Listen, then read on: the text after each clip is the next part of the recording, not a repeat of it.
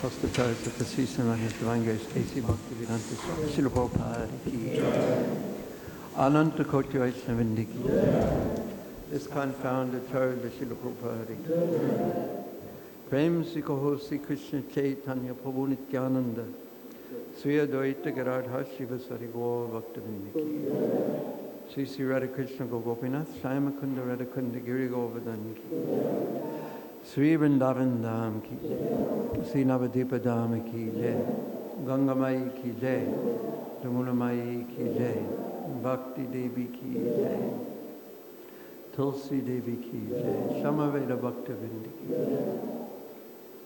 All glories to some of the devotees, all glories to some of the devotees, all glories to some of the devotees, all glories to Sri Sri Guru and Gauranga Nitai, Gaur Pimanandi Hari Hari. Nama Om Vishnu Padaya Krishna Pastaya Bhutale Shrimate Bhaktivedanta Swami Namane Namaste Saraswati Devi Gauravani Pracharane Nivasesha Sunyavari Krishkate Desitare Om Ganataminandasya Janajana Salakaya Chaksu Samiritan Jena Tasmai Sri Gurave Namaha Sri Chaitanya Manavistam Stapitam Jena Bhutale Sayam Upakadamayam Dadati Sa Pandantikam Vancha Kalpatubhyascha Kripasanubhe Bacha Patitanam Prabhinebhyo Vaishnavebhyo Namo Namah.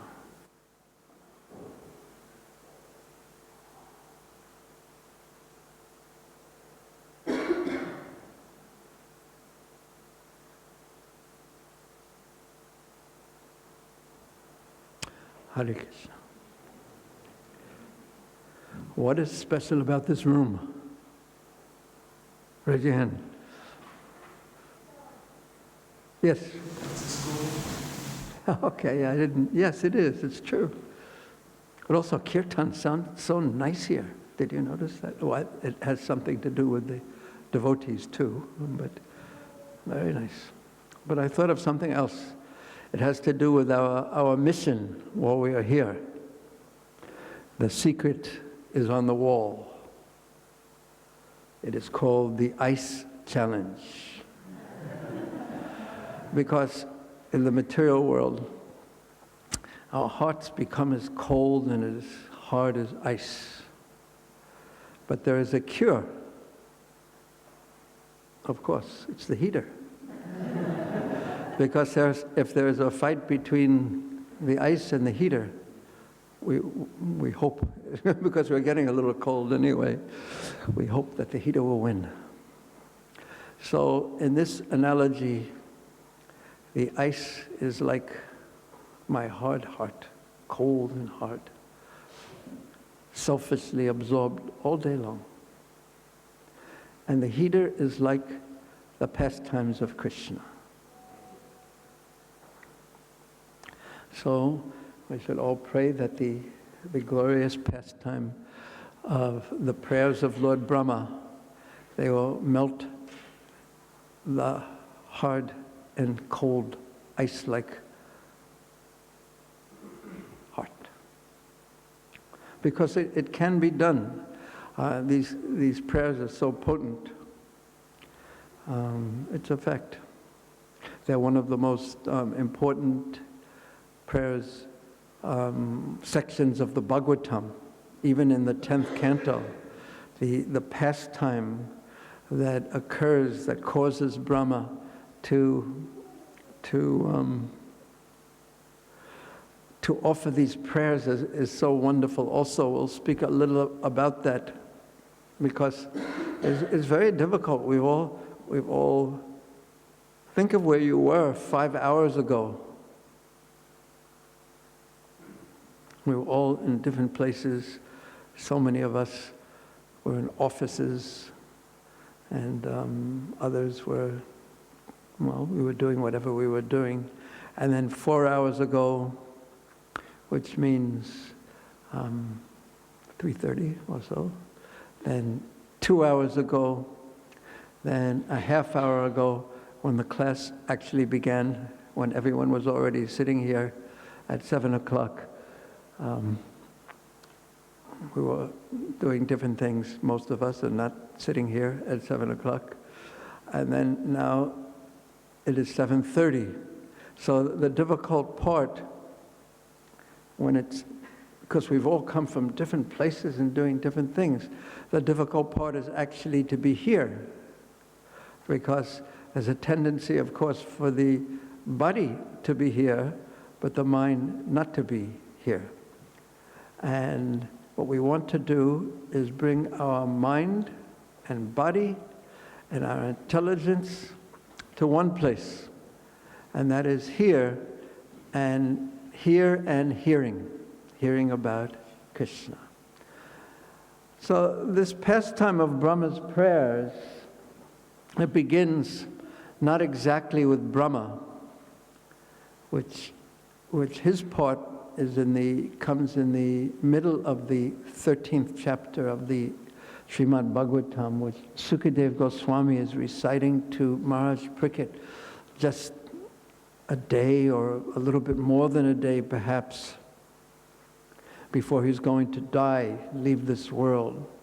And according to what fills one's consciousness at the time of the departure from this world, Sadatad Bhava Bharata, without fail, this is the rule. According to our consciousness at that time, we will go to a corresponding place. And Maharaj Parikshit was very clear about where he wanted to go and what he wanted his consciousness to be filled with. Sometimes we are not quite as clear, but he was clear. He wanted his consciousness to be filled with Krishna because he was a devotee of Krishna, and Krishna had protected him. Even while he was in the womb of his mother Uttara, Krishna came and protected him. And he was always searching for that person who protected him. At that time, he was searching for that same person throughout his life. He was examining parikshita. He was examining everyone he met. Is this the person who has protected me? Is this Krishna? Where is Krishna? This is actually the ideal of being a devotee, a life of sincerely searching for Krishna. And if that is the central point of our life, Krishna will be there. He will come in so many ways. And interestingly enough, that when Krishna did come to Maharaj Parikshit at this time, just 7 days before he was going to die, he came not as he had come previously in his form. He came in the form of Srila Sukadeva Goswami. But it was Krishna, Krishna's mercy. Krishna in the form of the Srimad Bhagavatam, Puranarko Dhanodita, arising like the sun, dissipating the darkness of ignorance. He came to Maharaj Parikshit and he began to speak the Srimad Bhagavatam. So this is the 10th canto of the Bhagavatam, the smiling face of Krishna, the most intimate part of the Bhagavatam. And in this part of the Bhagavatam that we're going to be hearing, we'll start, because it's always a challenge knowing exactly where to begin. So where we're going to begin, in a very brief way, we're going to describe how Brahma came, and then what happened, and what caused him to recite these prayers. Or these prayers were actually a spontaneous opening of his heart. And his heart was melted and opened. Of course, he was the most exalted personality already. But yet, he had created a problem, and we'll hear about that. And the problem was due to some, of course it was Krishna's mercy, but it was due to some pride. This is generally the problem. There is some pride. In fact, one could call it arrogance. Otherwise, how could we be in the material world, turning our back on Krishna, wishing to set up a separate universe, practically speaking, in which we're the center? It does take some arrogance on our part. And the opposite of arrogance is humility. And the material world, by Krishna's arrangement, is set up to make us humble, whether we like it or not. And we don't like it. In case some of us have not noticed, it's not very tasty, the process of becoming humble. And in any case, there was a demon, and his name was Aghasura, and he succeeded in swallowing up Krishna and the cowherd boys. Interestingly enough, he was in Vrindavan. How could a demon be in Vrindavan? And the answer is that, what is the answer? In earthly Vrindavan, demons can actually be there. In the spiritual world, and not that Vrindavan is not the spiritual world, but in that Vrindavan, the concept of demons are there, but no demons can actually be there. But in this Bhumya Vrindavan, there are actually asuras who come. But they are there, despite what their mentality is, they are there to enhance the pastimes of Krishna. Their mentality isn't that to give Krishna pleasure, but that's actually their function, because Krishna also likes to fight. And in the spiritual world, there's no one to fight with. Because the essence of the spiritual world is that every entity, every soul, every person is simply focused on Krishna's pleasure. And the only kind of fighting that exists there, it's fighting free from envy. There's no envy there. In the fighting in this material world, there's a direct attempt to make someone else lower, to pull them down. But in the spiritual world, there is competition, but it is there's no envy there. It is just trying to please Krishna, and it is filled also with appreciation for others. Because the center, I'm going to have to be careful, because these topics are so exciting, I can easily become very tangential and never return to what we're supposed to talk about. But there's such exciting parts of Chaitanya Charitamrita, of Srimad Bhagavatam, and the teachings of Ramananda Roy, Ramananda Sabha, to explain what the essence of the spiritual world is like, and why Krishna stays there. And what is it in the spiritual world that gives Krishna pleasure? Do you know what it is? It is that the devotees love him so much that they're always pushing others forward. The ones who they think can give Krishna the most pleasure, they push those devotees forward. They don't try to stand, here I am, Krishna. Aren't I wonderful? No. They're always trying to make arrangements for Sri Radha and Krishna to get together. This is what is the essence of the spiritual world, and it is Krishna. It is Krishna Tushta. That is what gives Krishna pleasure. And there's another half of it too. Srimati Radharani, she is always trying to make different arrangements for others to get to Krishna. Visuddha Premi Kore Rasa Pushta, or Krishna Tushta. It gives Krishna so much pleasure to see this dealings between those who love him. They love him so much. They're only concerned with what pleases him. This is what makes the spiritual world.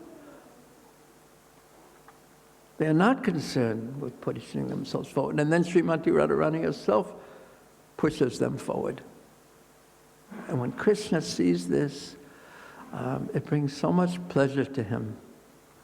And it is also explained that it is rasa pushta. It nourishes the actual relishing of the devotees. There's no envy there. But Aghasura was envious, as his name implies. He was the sinful demon. And he tried to swallow all the boys. He tried to, but his intention was to swallow Krishna even. Was that a mobile phone? No, it couldn't be. Everyone, of course, had turned off their mobile phones before they came in.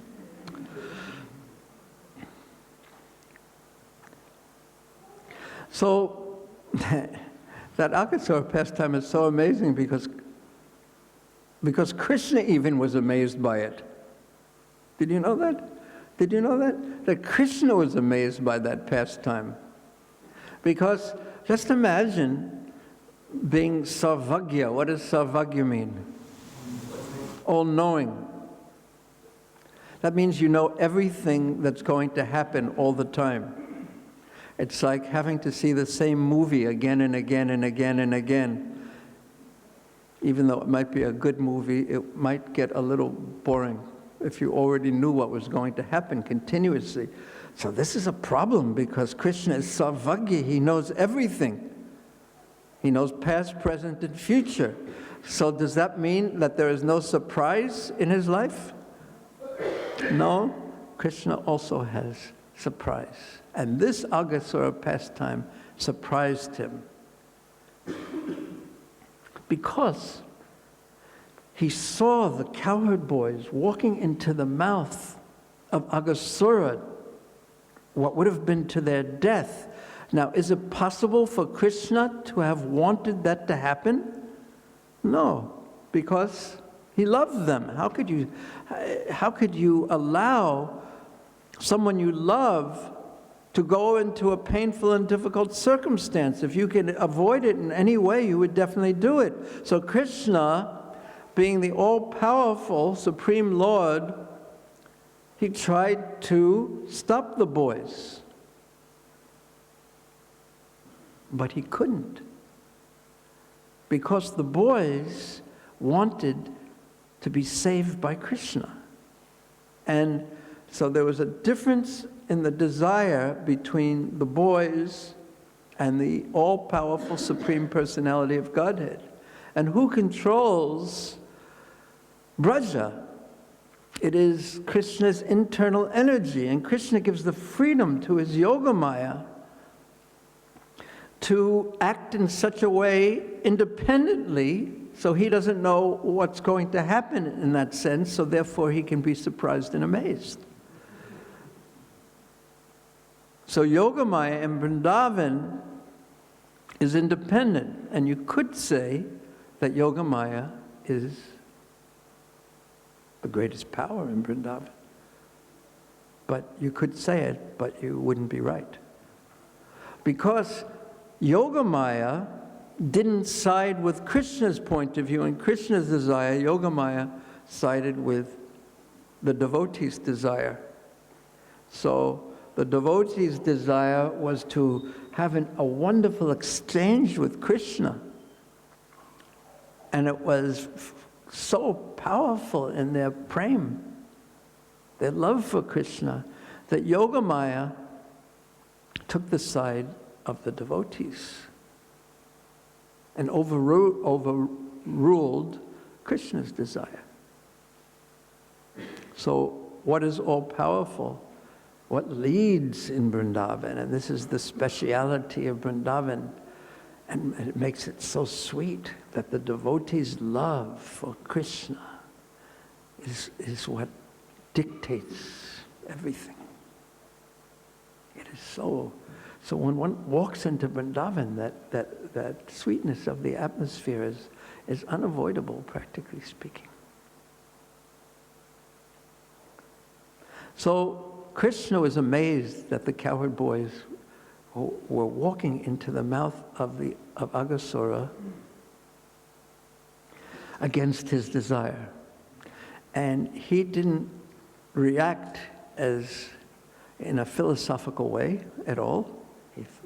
And he didn't try to calculate how is this possible, and he just sit there and, wow, this is really amazing. Wow, this is great. Wow, look at this. No, rather, because he is controlled by the love of the devotees, by Yoga Maya, he immediately had to go and save them. And he did.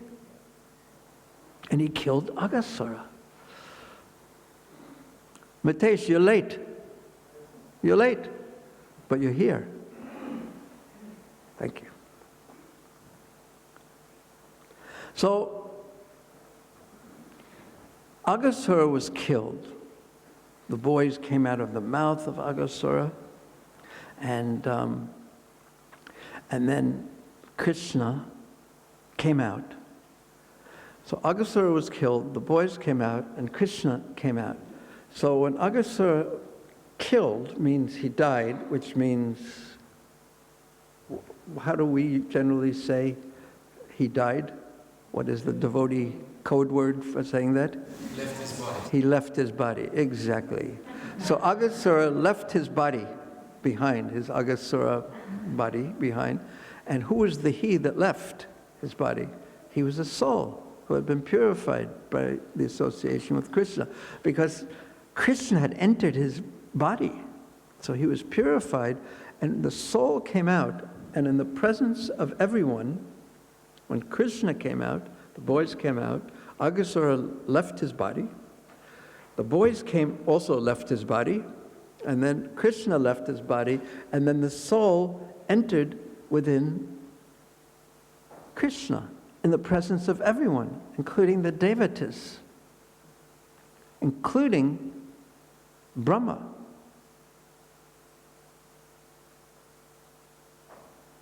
And there was Krishna, a little boy, perhaps 4 years old, and an effulgent soul had entered his body. And he went back to playing with his cowherd boy friends in Vrindavan. And Brahma, no, we wouldn't say he was thunderstruck, because Indra was thunderstruck at the Govardhan Lila. So his foreheads were, excuse me, not his forehead, yeah, foreheads. You also have forehead, yes?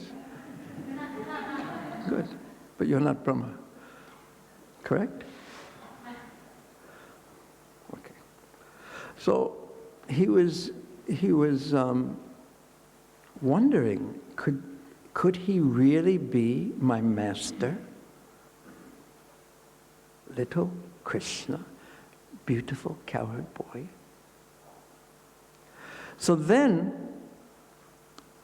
he observed. And what did he observe? He observed Krishna going with his cowherd boy friends to the bank of the river Yamuna, because in those days there were no ATMs, so they had to go to the bank. Sorry, I'm making, it's late at night for everyone, okay? Corny jokes, okay. So I'll try my best to stop. So they went, Krishna and Balaram found a beautiful place not Balaram, but the cowherd boys and Krishna found a beautiful place by the bank of the Yamuna. It was so sweet, with the Yamuna flowing and the birds just chirping, and it was cool, and there was green grass everywhere for the calves. So the calves were there, and the boys, at that time, Krishna told them, now it is time for us to have a picnic. Because this was the plan from the very beginning of the 12th chapter that they went on a day for having a picnic. And the boys and Krishna started playing, and they all unwrapped the food that their mothers had sent them, and they were sometimes they would taste it and think, oh, this food, my mother has cooked the best food. It tastes so good. Krishna, you taste this. You'll see that it's the best. And Krishna was sitting in the midst of them, and they were sharing food like this, and they would even bite it and then offer it to Krishna, and then they would take, and Krishna would give them food, and they were stealing sometimes each other's lunch baskets, and sometimes they would take the food and put it in the midst of some ants, fire ants, and when the one boy wasn't looking, and the boy would start to cry, and they would all laugh, and they were playing and playing and playing. And Brahma saw that they were eating the food, and then putting, Krishna, you taste this, and putting it in Krishna's mouth. And the words used that Krishna is Jagyabhuk. He is the one who enjoys the results, the food offered in Vedic sacrifices, which are performed with the utmost propriety and cleanliness and everything.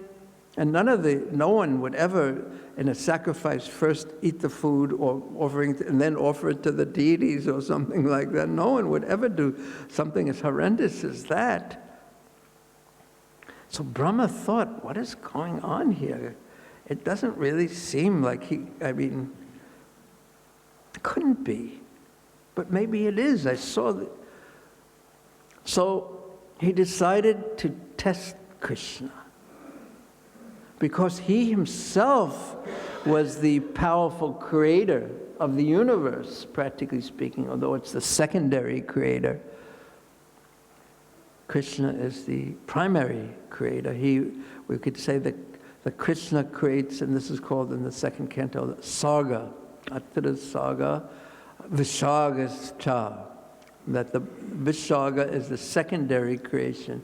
Krishna creates everything, like all the ingredients of the universe, and Brahma puts them together and constructs the rest of the universe. So Brahma is so powerful, the most pious living entity in the universe. So he decided to test Krishna and see how he stands up to my power. So we all know what happened. He took away the calves, first of all, and then when Krishna went looking for the calves, he took away the boys, the cowherd boys, and he put them to sleep somewhere, just to see what Krishna would do. He wanted to see if Krishna would become confused by what happened, or perhaps Krishna would do something miraculous and wonderful.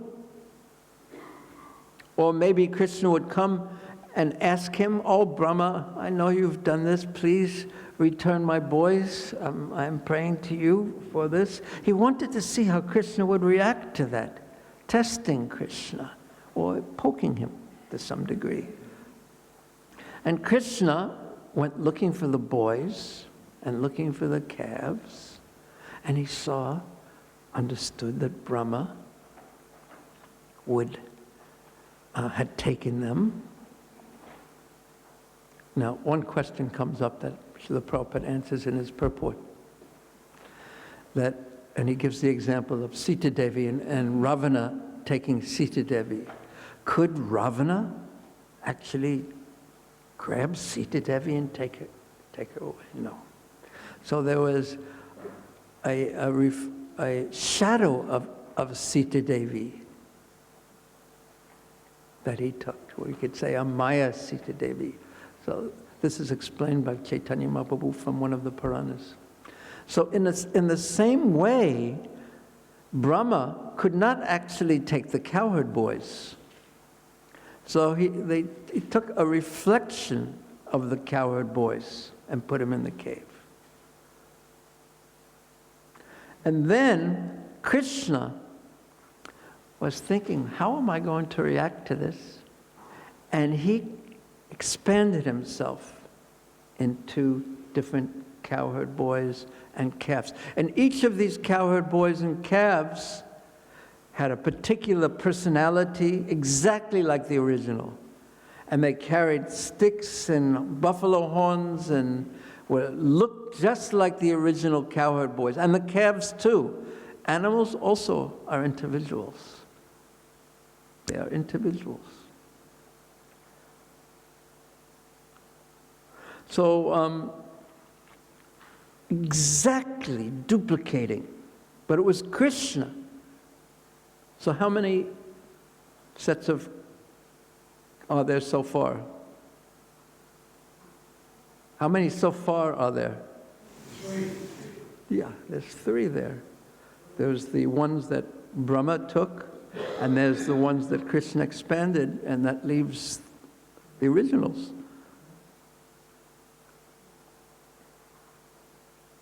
So, after a moment of his own time, Brahma came back to see what had happened, how Krishna was going to react to his using his potency, his mystic powers on Krishna. And he saw that everything, and that was after a year had passed, he came back. He thought he was going to come back in a moment, and he came back in a year. I mean, he hasn't, that was his time, but people from Bombay have no excuse. Abhi aayega.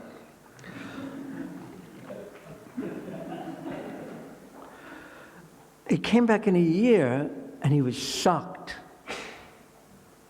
So he went to the place where he had put the boys, because he thought maybe Krishna released them. So he went to the place where he had put the boys, and the boys were still there. And he quickly went to the place where, because he thought, I saw them over here, and maybe they're moving them quickly back between the 2 places. So he went to this place, and they were still there, and he went there, and they were still there. And he concluded that somehow there are 2 sets of boys and calves.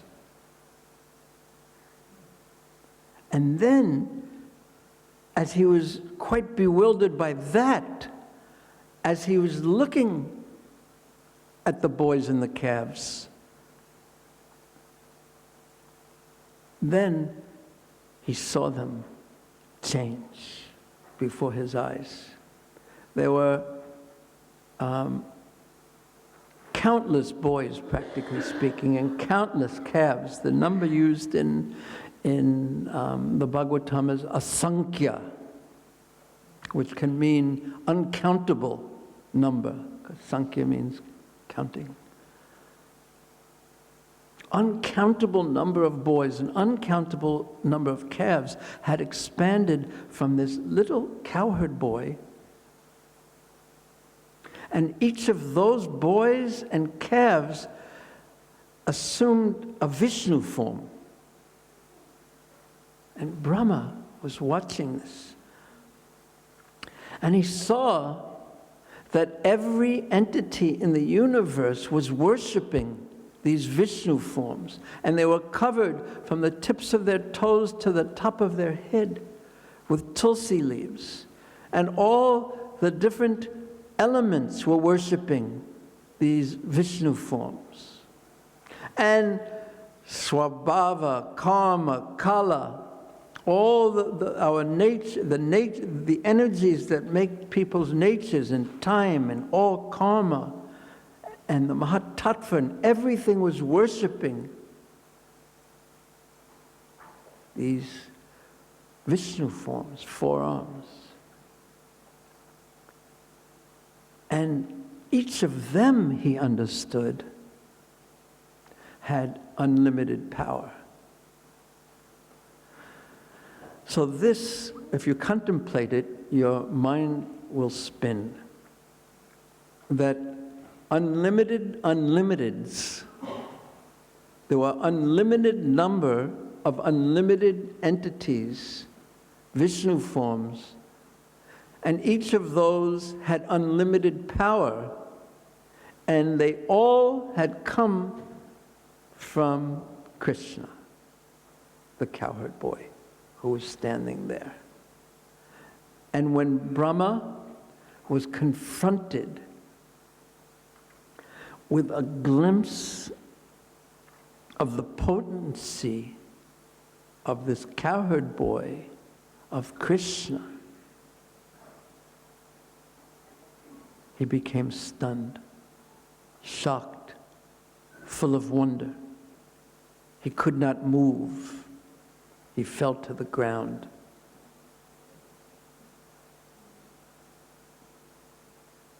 And then Krishna withdrew this vision,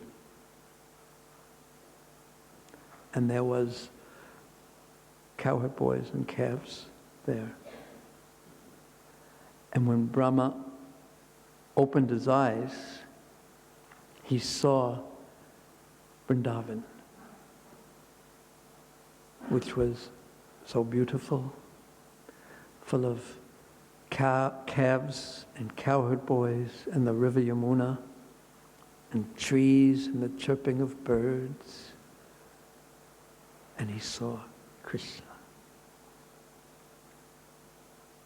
And he understood that he had made a great mistake.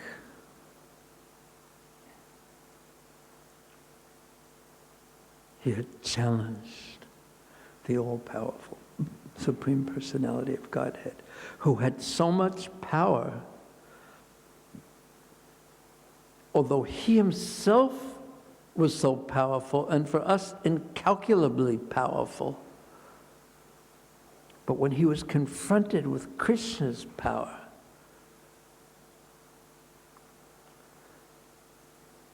all he could do was very, very humbly offer some prayers. And those prayers, there are 40 of them, are wonderful. And they teach us many things, of course. And the first thing they're going to teach us, first we'll hear. So that took place. What chapter? What we just spoke about? The killing of Aghasura was in which chapter of the 10th canto? 12th. And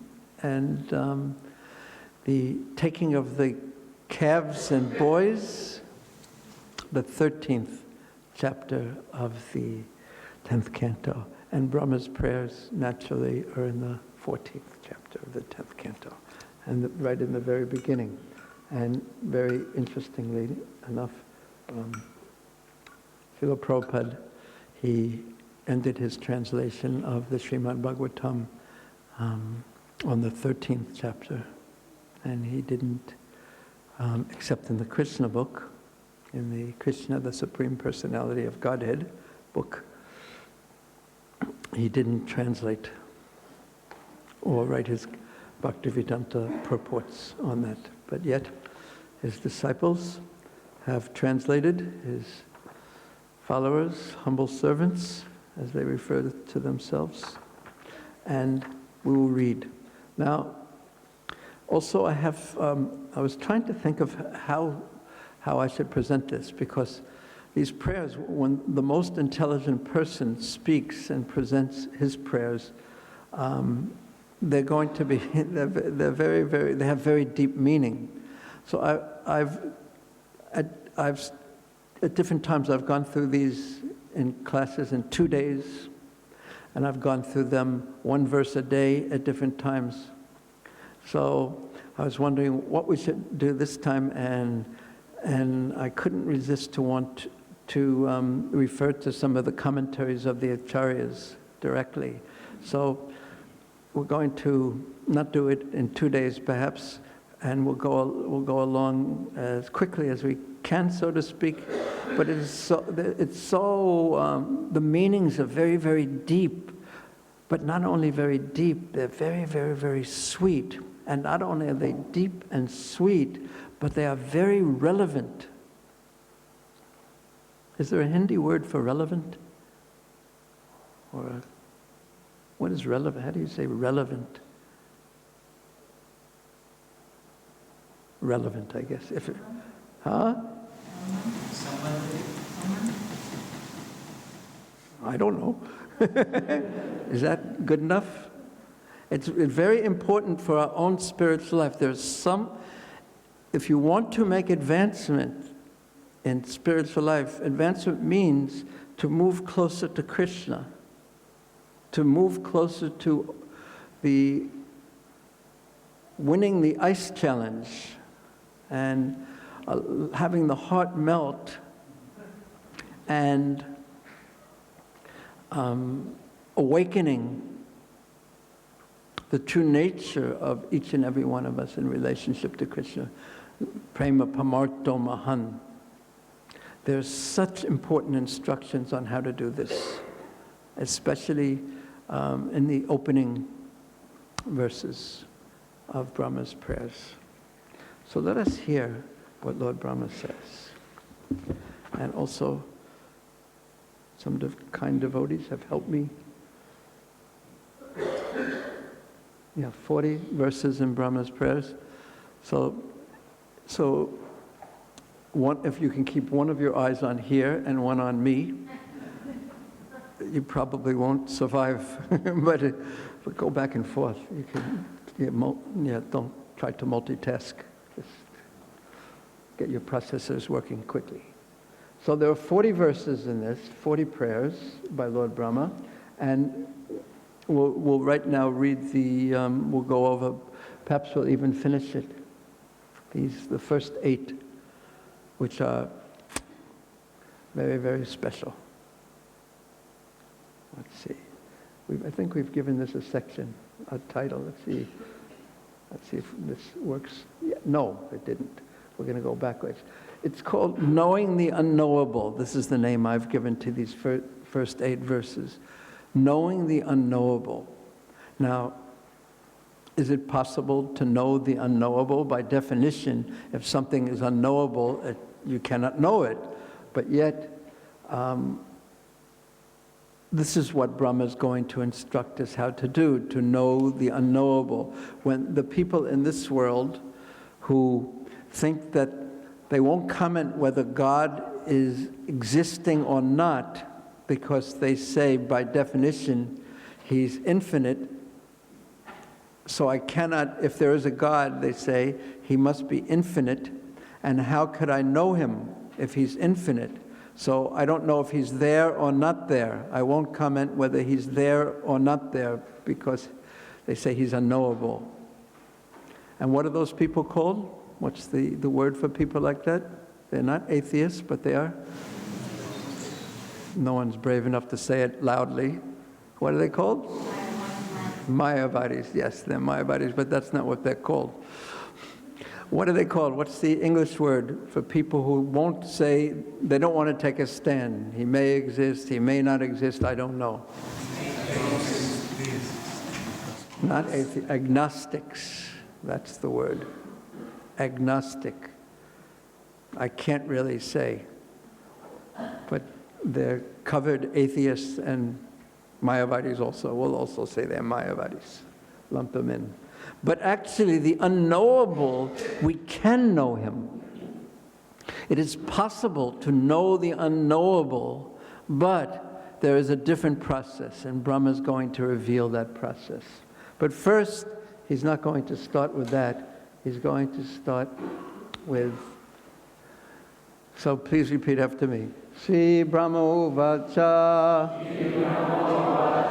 So Lord Brahma is speaking here. No midyate abra vapushe tadidambaraya.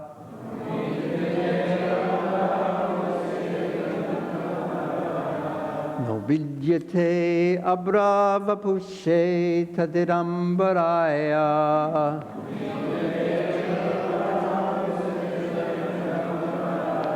Gunjavatangsa paripichala mukaya.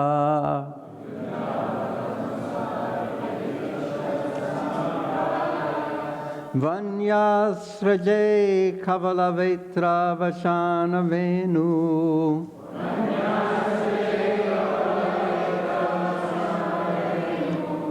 Lakshma Shriye Mridupate Pasupangajaya.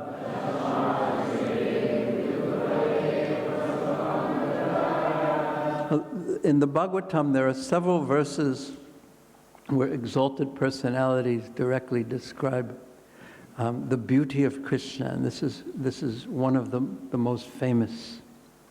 So Brahma, at this point, please understand, try to understand his mind, that he's just seen the power of Krishna, or not seen the power of Krishna.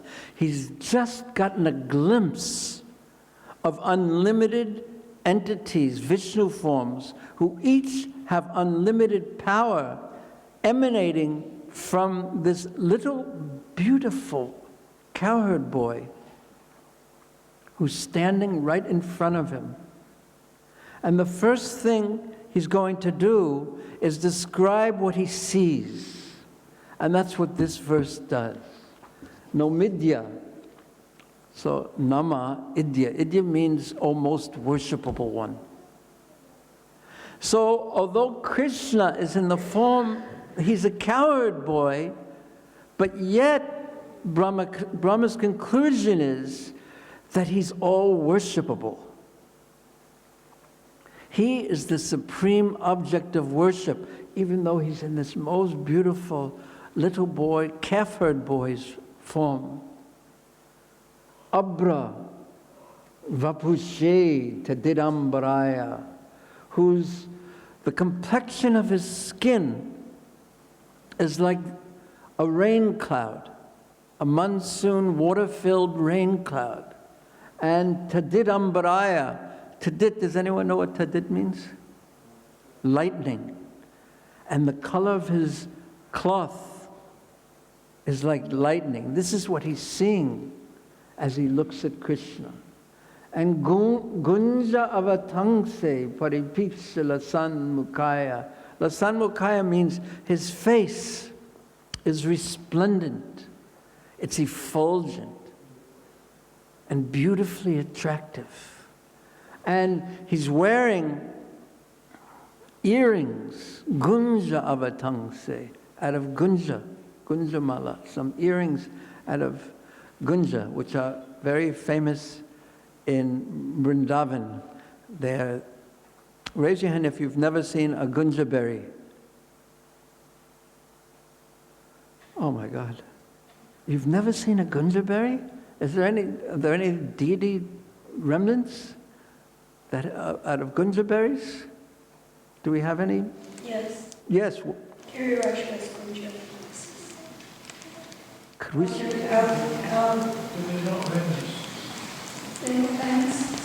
They're not remnants yet. He's wearing them. Okay. Will he wear them tomorrow? He wears them every day. Okay. Now all of you who don't know what Gunja berries are, you should look at Giriraj tomorrow.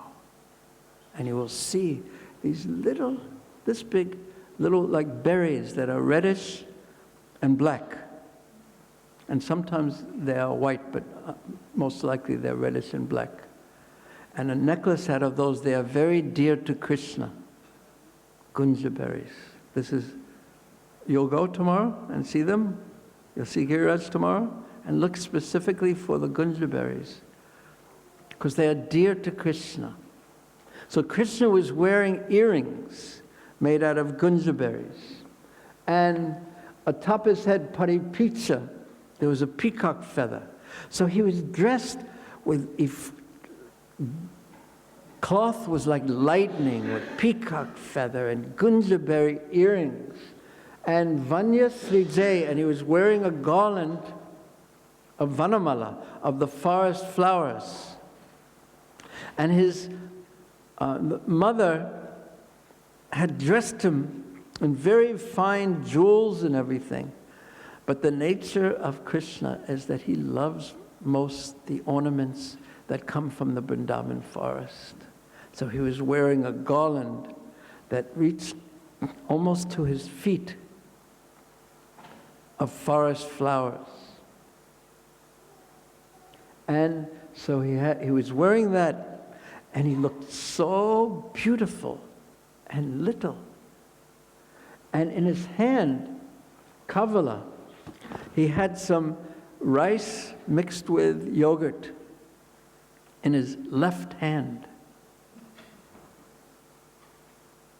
And he had a stick used for cow herding, although Krishna would never hit the calves with the stick, but sometimes you wave it and the boys would like to carry it. So he had a stick and Vishana, a buffalo horn, and Venu. What does Venu mean? He had his flute. Venu specifically is the small flute, about 6 inches.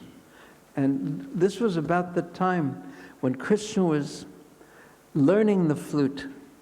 A little after, he was already so expert in melodies that he amazed everyone in Vrindavan. How has this little boy become so expert in playing the flute? And when Krishna would play the flute, and this will be described later, when he's older, of course, but every living entity in Vrindavan, the melodies of his playing, the rag and raginis, the melody of his playing was so captivating that the birds would become stunned. And the calves, this is later described, the calves, while they were drinking milk from their mothers, when Krishna would play his flute, they'd go. And the milk would just drip from their mouths. They were so stunned. Krishna's flute playing is... And the cows themselves, their ears would stand up as if they were... You've seen that with cows and with horses, you know, when there's some sound that they're interested in, their ears stand up like this. And our acharyas described, they became like cups. And through their ears, they were drinking the sweet sound. They're trying to capture the sweet sound of Krishna's flute. So Krishna had his flute tucked in between in his waist, and he had the buffalo horn. Sometimes in Vrindavan you see Balaram with that, and Krishna and Balaram, they have on a string the buffalo horn, and the stick tucked in there beneath his arm like that. And he was just standing there looking at Brahma as Brahma prayed. So, and he was also called Pashupanga Jaya. Pashupanga Jaya means the son of Nanda Maharaj, the one who protects the cows, the protector of the cows. So Lord Brahma said, this is the BBT translation, "My dear Lord, you are the only worshipable Lord, the Supreme Personality of Godhead, Namidyate, and therefore I offer my humble obeisances and prayers just to please you. O son of the king of cowherds, Pashupanga Jaya, your transcendental body is dark blue, like a new cloud. Your garment is brilliant like lightning.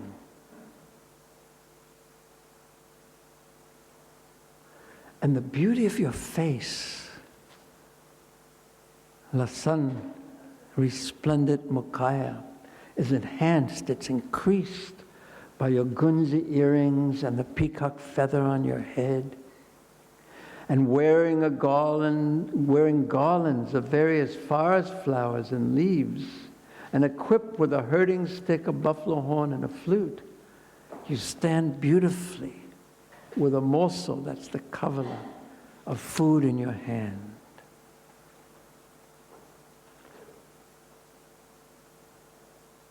So Brahma was just looking at Krishna, and the first thing he did was describe the beautiful form that he was seeing, but that beautiful form was of a cowherd boy, and not only a youthful cowherd boy, but a young cowherd boy. And Brahma is speaking to him, "No midyate, oh, you are the worshipable Lord."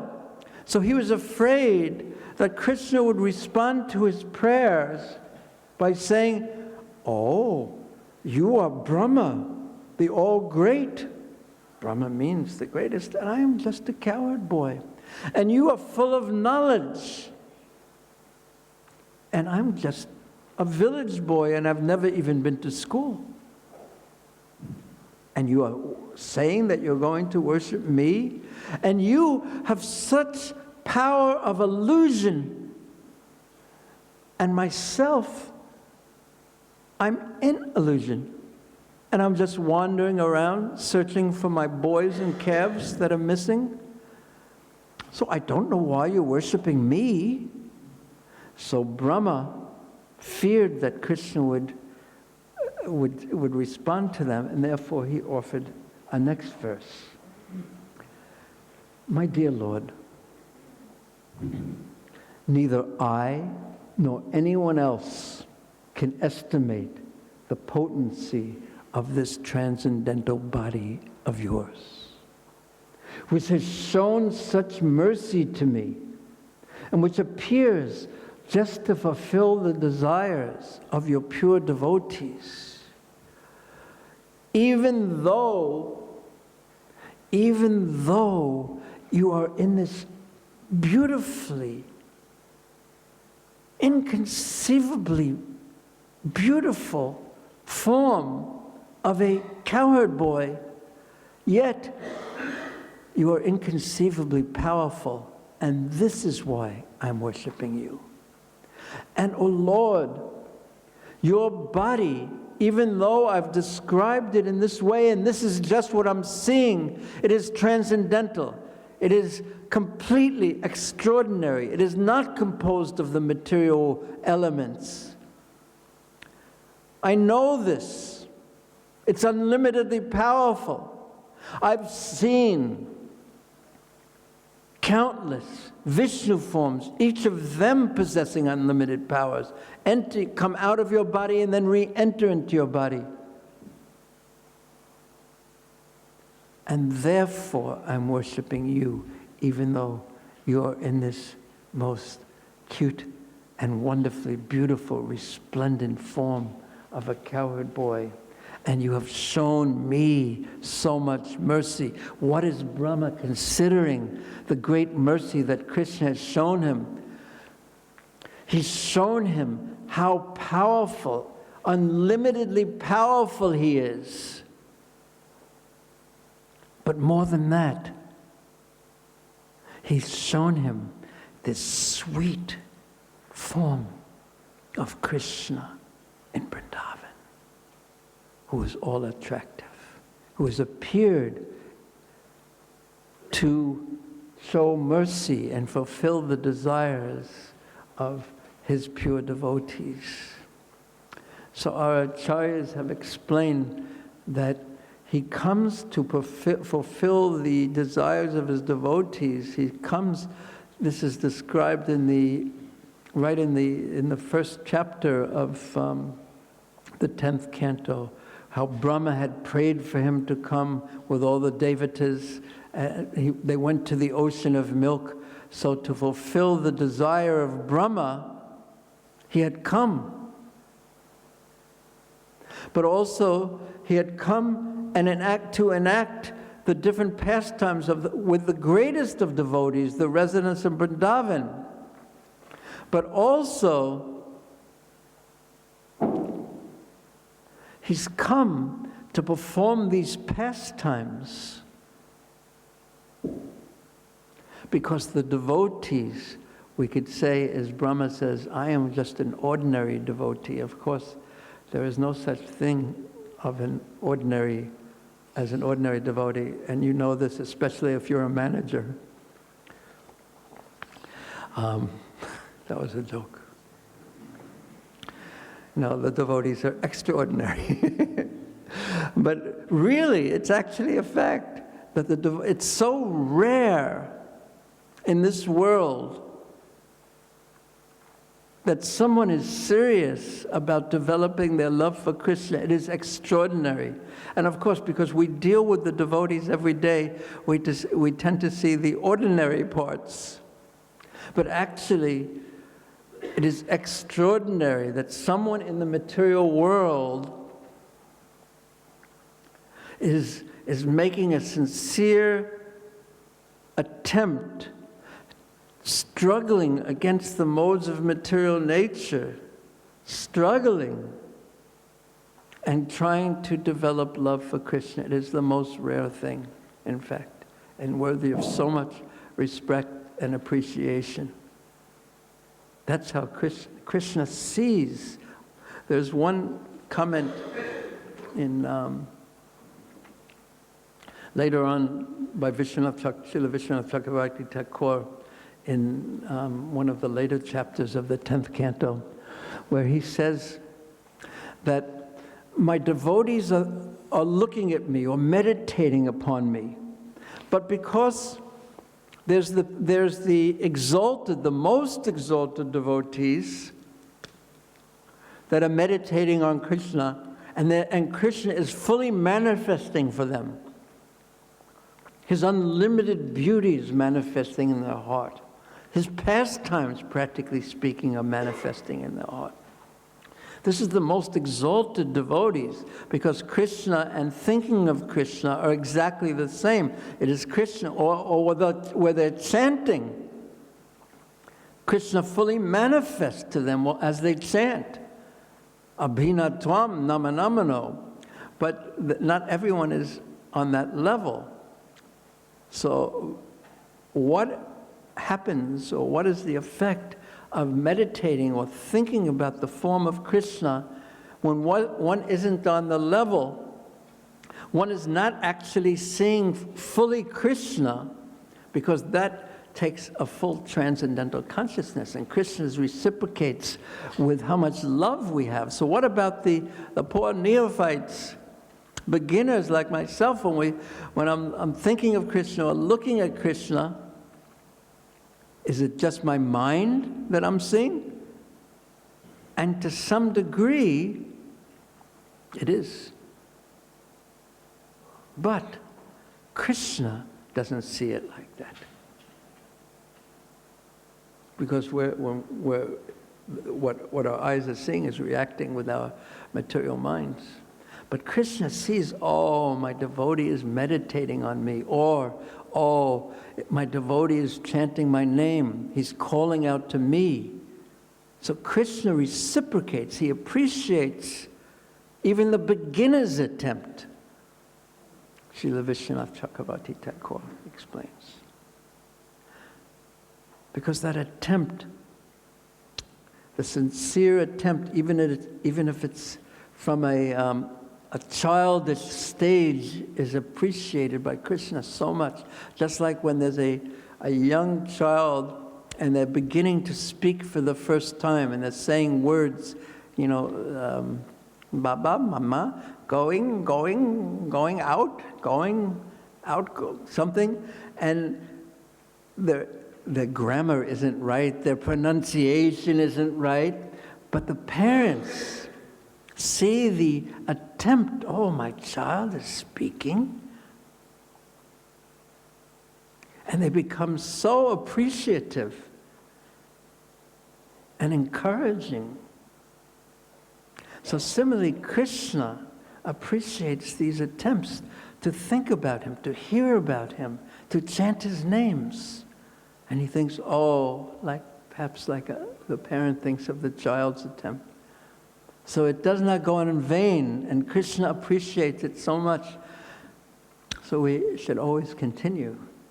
So when Krishna, he performs his pastimes, so one of the ways he's trying to fulfill the desires of the devotees is to give them something to hear about, to chant about, to fill their consciousness with. And this will come up later, that this is the essence of the process. Shuddhagatam tanavan manobhir. That if we can just do this part of the process, be present to hear about Krishna when Krishna is being glorified and described in the Bhagavad Gita, in the Srimad Bhagavatam. If we can just hear about Krishna, Shravanam, Kirtanam, Vishnu, then yad yad diyatad urugaya vibhavayanti tan tan pranayeshi sadhanugrahaya. Krishna enters the heart through that process. Vidyantasto yabhadrani vidunoti saritsatam. That Krishna himself, if we become Srinvata Swakatam Krishna, Punya, it is the topmost piety, this hearing about Krishna. And the ice and rock-like hearts begin to melt, and some attraction begins. Or sometimes it may come in even a more subtle form, that maybe it's really true.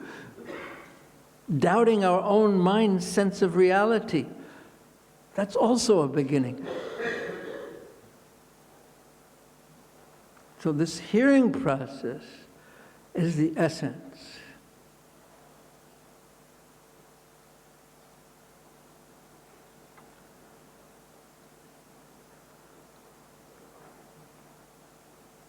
My dear Lord, neither I nor anyone else can estimate the potency of this transcendental body of yours.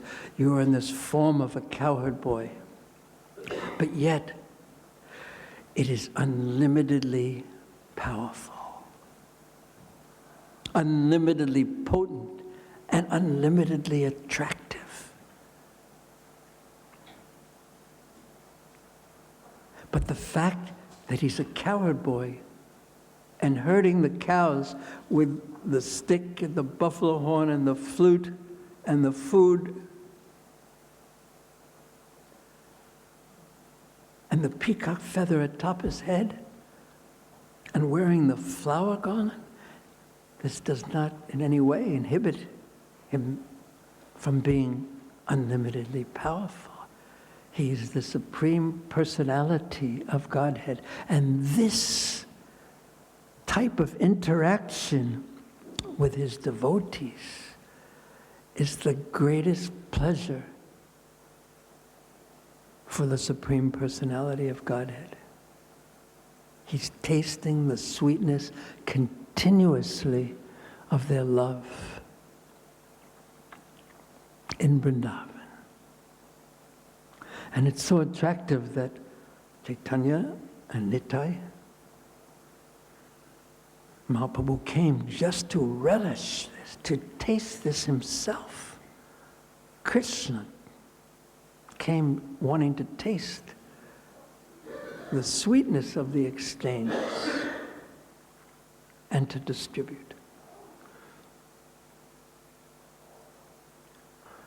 So he's explaining his own position. He's saying, he's looking at Krishna and saying, I can't understand your transcendental body and the amount of potency it has. Although my mind is completely withdrawn from material affairs, I cannot understand your personal form. Because the premise there is that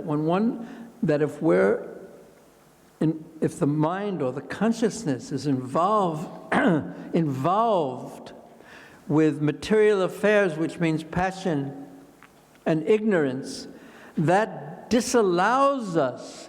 It doesn't allow us to actually understand reality in an accurate way. The more passionate and ignorant one is, the more one is attached to going external with our senses and our mind and looking outside for enjoyment to the objects of the senses, then by definition, the less satisfied we're going to feel inside if we're always looking outside for pleasure. It means something is driving us a lack inside. I'm not feeling happy inside, so I'm looking outside. So one whose senses and mind are withdrawn from all that external activity, and he's speaking somewhat from the point of view of the intellectualized jnana point of view, but I can't understand it, and I have nothing to do with the external sense objects of this world. Raga, dvesha, vyavastita. And I can't understand what to speak of others who are involved in matter and doing this and that. I can't understand your potency. And because I can't understand that, it's also true that I can't understand what you're experiencing when you walk through the land of Vrindavan without shoes, playing your flute and herding the calves and playing and wrestling with your friends. Because when we see others, we tend to project, just like the machine projects what's in the computer on the screen, we tend to project what we're thinking upon others. So Brahma's conclusion is that previously I was doing that. And previously I thought, how could he be the Supreme Lord when he's herding calves? Because it's only village people who do this. And he's wrestling with his friends. It's only children who do this.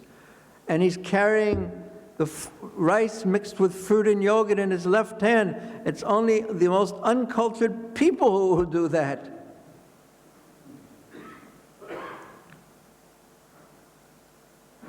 So I actually have understood now that I have no ability to conceive of either your power or what your internal experience is. What is it what is the engine that drives you to herd the calves with your friends? It's not the same as what drives me to do my activities. So I'm taking a step back from thinking I understand you through my own mind. So I can't understand what you're experiencing by doing this, because Krishna was standing in front of him with the stick, and his friends are nearby, and so effulgent and giving off such an incredible ecstasy.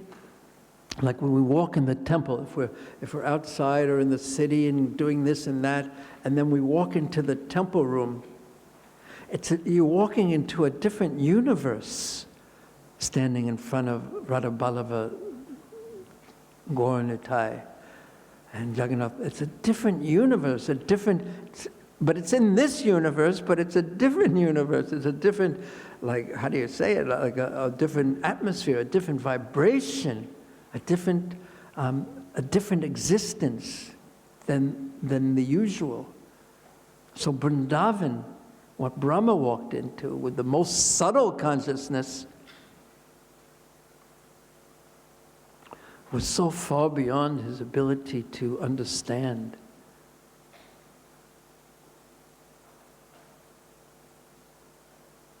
But yet, it was so attractive. This comes out later. Very at the end of his prayers, he says, let me be born even as a blade of grass in Vrindavan, so that the residents of Vrindavan may put the dust from their feet on my head. This is Brahma speaking, the most powerful.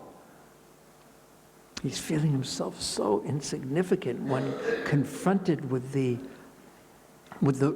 spiritual reality, spiritual existence. And he also says, our Acharya has explained, that not only am I incapable of understanding what you're experiencing or what you are composed of, I'm incapable of understanding your cowherd boys, friends, and the calves, because I've just seen them come out of your transcendental body and turn into Vishnu forms, and then go back into your body, and there they are. So his pride was going very quickly, or it had gone.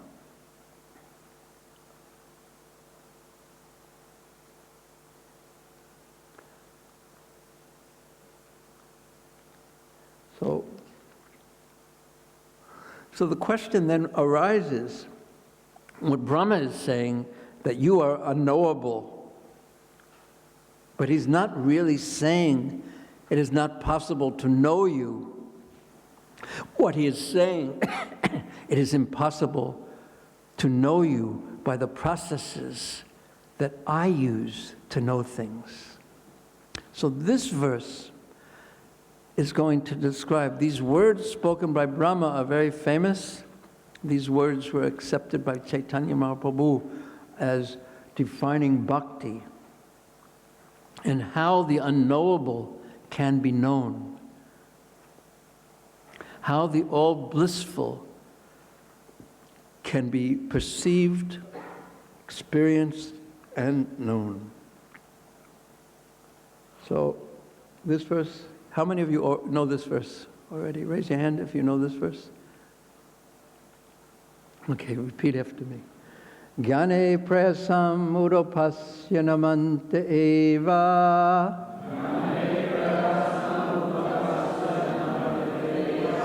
Jivanti sanmukharitam bhavadiyavartam.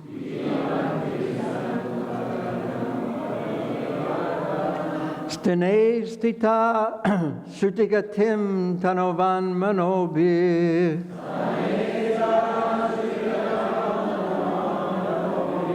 Ye priyaso ajita jito pyasitas trilokyam.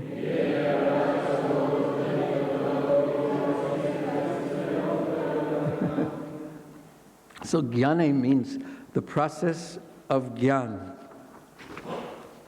That means, we call it sometimes the ascending process, or the process of trying to understand through your own intelligence, or the process of trying to understand Krishna or reality or spiritual life by your own abilities. So that process, an ascending process of trying to understand the unlimited, inconceivably powerful absolute truth, Brahma concludes, prayasam udopasya, it should be rejected. The endeavor to understand the absolute truth through our own power should be rejected. So as he said, I cannot understand. But namanta eva jivanti sanmukharitam bhavatiyavartam. A different process has to be adopted.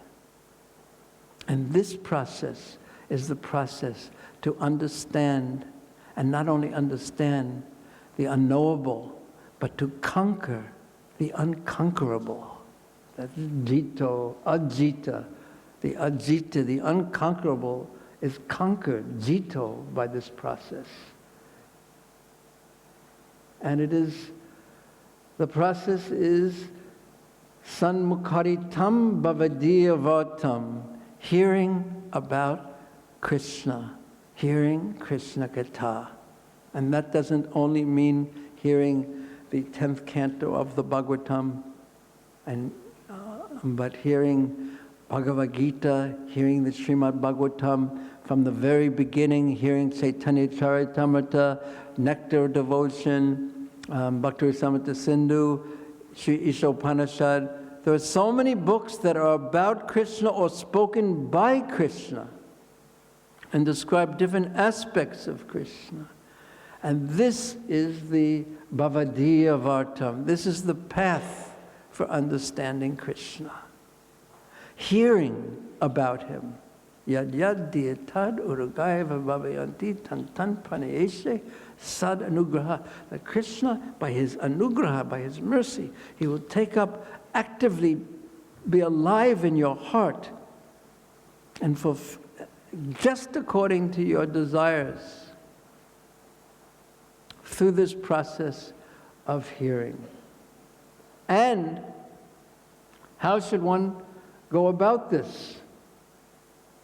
Because again, Brahma is speaking very much from the basis is that he's the most intelligent person, and the process of jnana is to be given up, and that means the process of sukshma vairagya has to be given up too, the process of dry renunciation. Rather, stene stita, one should stay in one's place, and shuddhigatam, and hear about Krishna, and give respect to the process of hearing with one's tanu van manobir, with one's body, one's words, one's mind. And our acharyas described how to do this.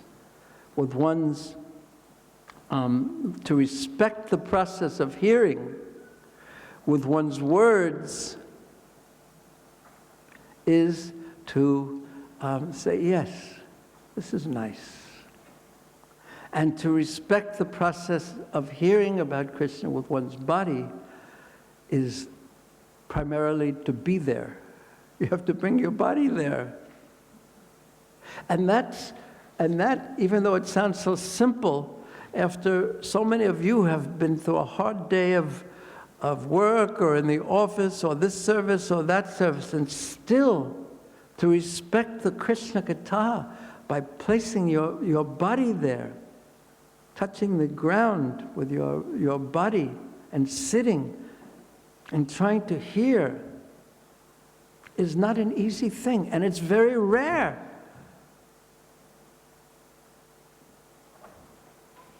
So that's how to respect the Krishna Katha, with your body, with your ears. And with the words, yes, it's true. And with the mind, to accept Krishna's words as truth, that yes, he is the Supreme Lord. The acharyas give so many different meanings of this, and we won't go over them all right now. And this will be the last verse. We won't even finish this verse today. And then by this process, he who is unconquerable, ajita, is jita. He is conquered. And Srila Vishwanath Chakravarti Thakur comments that this is so wonderful, so amazing,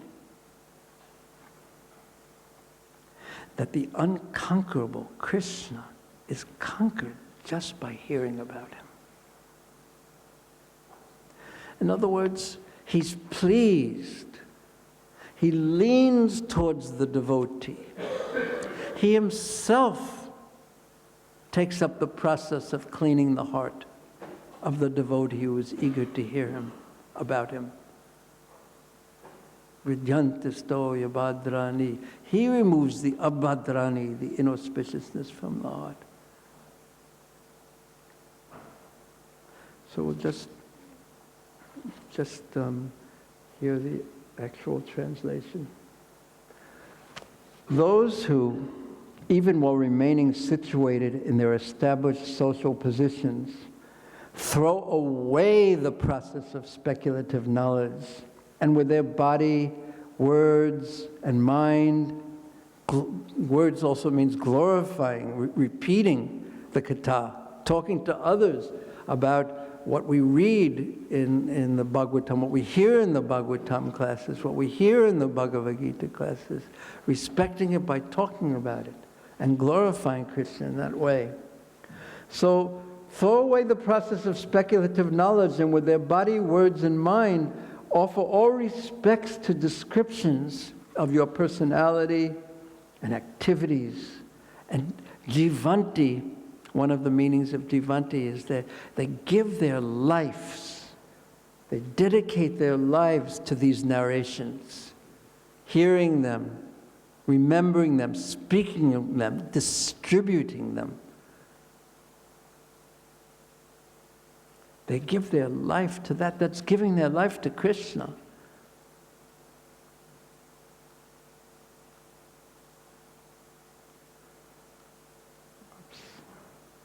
Which are vibrated by you personally and by your pure devotees, describing the Katha. They certainly, namanta eva, certainly they conquer your lordship, although you are otherwise unconquerable by anyone, even the greatest, Lord Brahma. You are otherwise unconquerable by anyone within the three worlds, Trilokyam.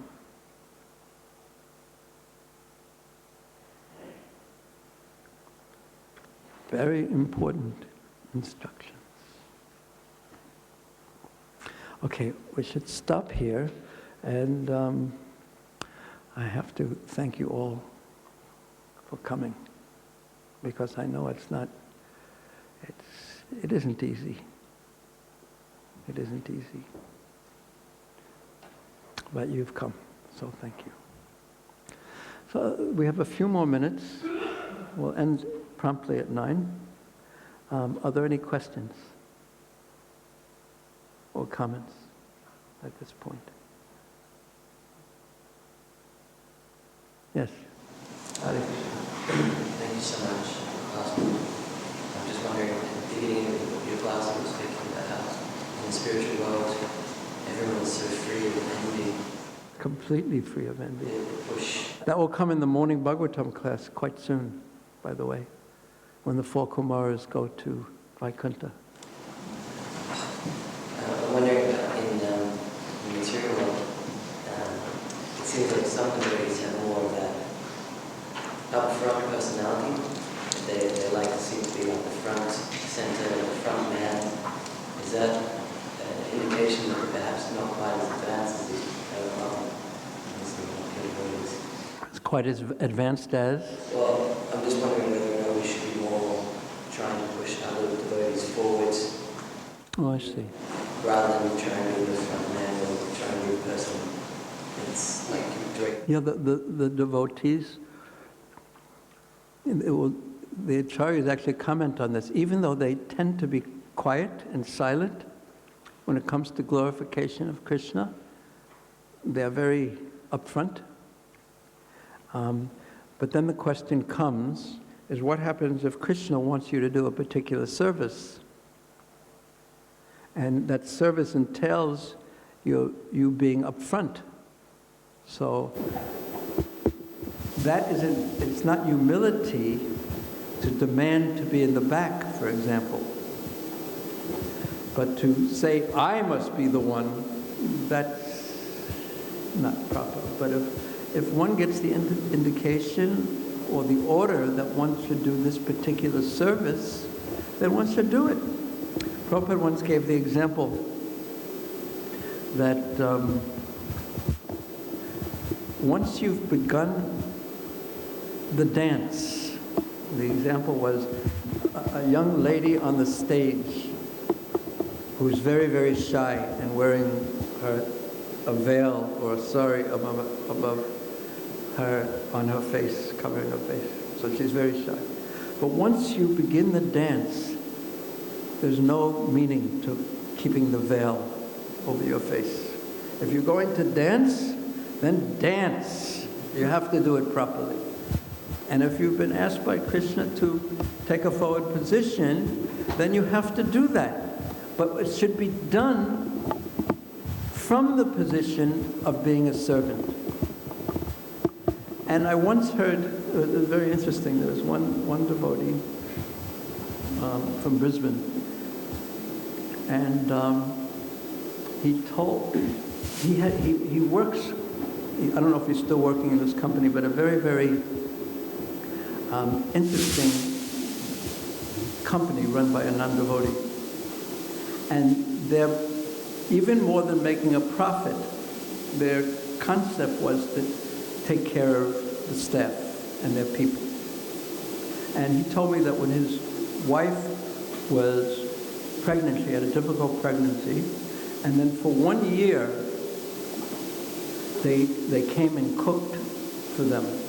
Not came, but they brought, and then, though they're not vegetarians and whatever, but they cooked vegetarian food for them. They really tried for 1 year for 1 whole year to take care of them, because he was part of their group. So I thought, this is really exceptional.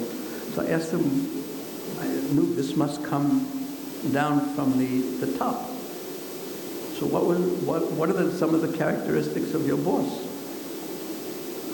And he said, it was very much in the mood of this. He said, when something goes wrong, he takes the blame.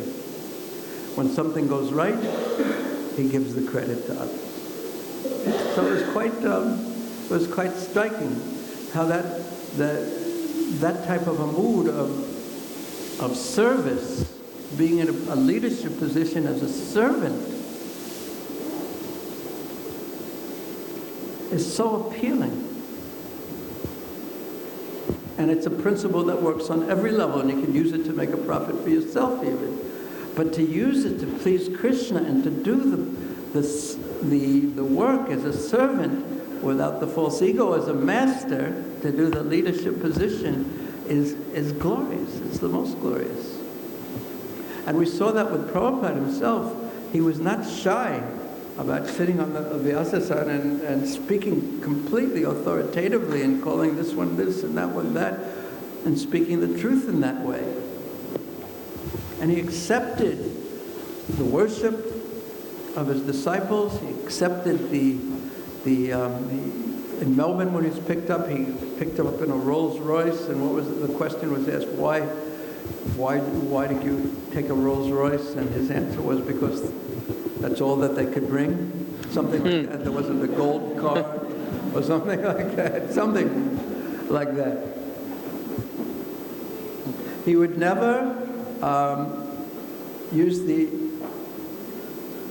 stereotype position of humility to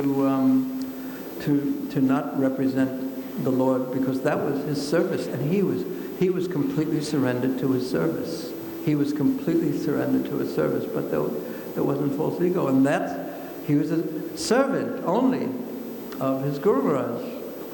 And because he had that pure motive, that was the engine driving it, and therefore Krishna empowered him and gave him so much. And no matter how much Krishna gave him, he wanted more and more. He once said, and I have even seen this picture, and it was in where he grew up. I saw this picture. There was a picture of Ramakrishna, or some so-called sadhu that was criticized very much. And someone is offering him money. It's like a painting, and he's going like this. And Prabhupada said, you can make a picture of me. People are offering money, and I'm going like this. Because he saw it as Krishna's. Let it be bigger. Let it be bigger. Big vision. I don't know if I answered your question, but it was always from the position of service. And when in 1977, he was staying in Bhubaneswar, and even in Allahabad, during the Kumbh Melas, when he was ill in 1977, he would go out, and with the pumps, he would bathe very early in the morning when it was so cold. I saw that in New Vrindavan also in 1968. He wasn't attached to the externals. He was very attached to the internal, the service. He was very attached to the service.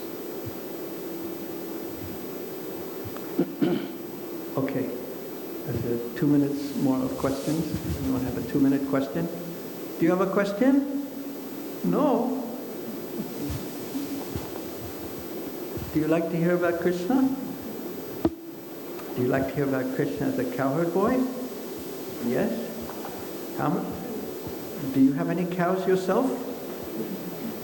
Would you like to have cows? You'd like them to stay in your room? Okay, you could. After, we'll tell your parents, maybe they could have some cows in your room. Would you like to have cows in your room? Not sure. They can be messy. Okay, any last question? And then we'll end. Yes. I think there may not be time to discuss, but maybe next class, can you make this is going a little back, but would it be possible to explain a little bit more? Would it be possible either in this class or next class to explain a little bit more how it was so bewildering to see unlimited forms of Krishna? And each of the expansions of Krishna, each of the unlimited expansions of Krishna had unlimited power. Now think about that. Say if you have something, whatever it is, whatever your possessions, and you give it away, or you use it up, then you have less. But Krishna, he not only gave away a lot, what expanded from him was an infinite number of entities, Vishnu forms, and each of those had unlimited power individually. Now, can you conceive of that? So the source has to be greater than the emanations. That which comes from, you can't give away more than you have. So the source has to be greater than what emanates from him. So Brahma, being very intelligent, understood that if unlimiteds come from this little cowherd boy, what else is inside of him? And he wasn't even tired. And there was no telling how much more could have come, and how much more energy, and how much more this, and how much more that. And yet, there he was, arm wrestling with the cowherd boys, and sometimes losing, and sometimes when people would steal his lunch basket, he would cry and cry until they would give it back to him. They would tease him. And they were taking food from their mouth and putting it in his mouth. And yet, there was no telling, there was no way of estimating how much potency, power was within him, what he was. Okay? Think about it, and you'll stay up all night. What you'll do is conclude it's impossible to understand how powerful the unlimitedly powerful is. If unlimitedly powerful Krishna can produce unlimited other entities that are unlimitedly powerful, now we're beginning to understand what it means to be the Param Satyam, the absolute truth. Just think about that. Achintya Shakti. There's no meaning to understanding what the absolute truth is unless you accept it as inconceivable potency. Thank you very much. Please think about Krishna tonight and chant Krishna's names and be happy. Hare Krishna. Srila Prabhupada ki jai, ISKCON ki jai. Srila Prabhupada Bhaktivedanta ki